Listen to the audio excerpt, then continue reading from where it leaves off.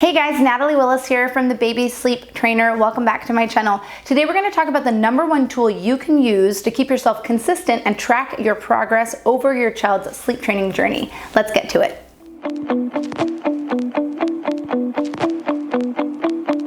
When families reach out to me for help, especially when they want to work with me one-on-one, a lot of times they'll say, hey, I've got logs, weeks and weeks and weeks worth of sleep data. Would you like to see it? And it usually surprises them to hear that I don't really need to know their child's really specific data points in order to be able to help them. However, keeping a log or tracking your child's sleep habits while you are going through the sleep training process is really, really important. But again, maybe not for the reason that you might think. One thing that I've discovered after working with thousands and thousands and thousands of families one-on-one is how easy it is to lose focus of your child's progress, because there is sometimes some crying involved with sleep training. Sometimes there is a lot of protesting when your child doesn't really like what's happening, or they're not really, as they're going through the process of learning how to fall asleep independently. That becomes the primary focus, is how much is the child crying, and then using that as a measure of how much a child is progressing. But it's very easy to magnify the length of crying in your mind to something that is a lot longer than how long your kid is actually crying. And for this reason,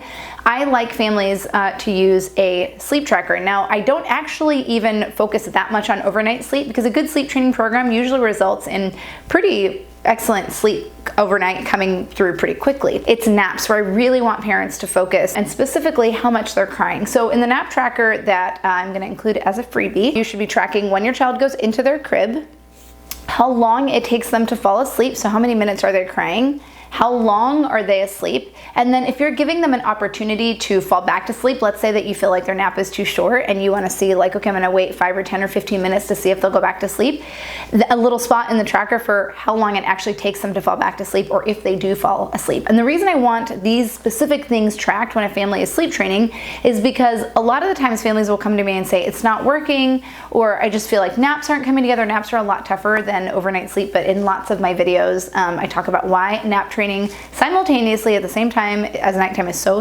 important. And so if they haven't been logging their child's sleep in that specific format that I mentioned, I will say, could you log your child's sleep for 2 or 3 days? And lo and behold, what do we almost always find, at least when families are using the Baby Sleep Trainer method, is that the duration of crying at the onset of naps is reducing in duration.